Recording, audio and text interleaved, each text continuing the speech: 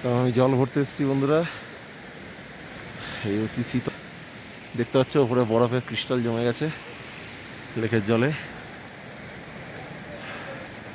হিমবাহ গলা, একদম টাটকা জল বয়ে যাচ্ছে, মারাত্মক শীতল। এই জলটাই নিতে এসেছি।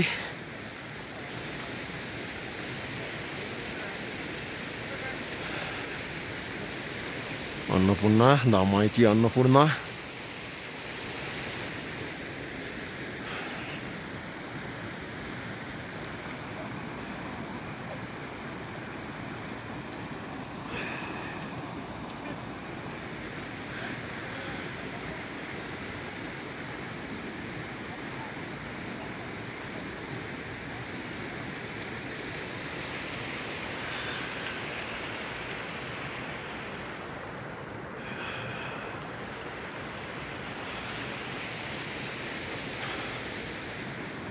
এই সমস্ত পর্বতগুলো 18,000 ফুটের ওপরে, সরি 8,000 মিটারের ওপরে।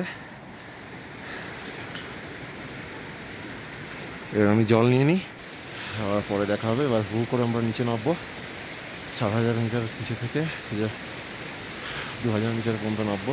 জল নিতে এসেছি, ঠান্ডা জল। জল নেওয়ার কত সময় হাত কাঁপছে।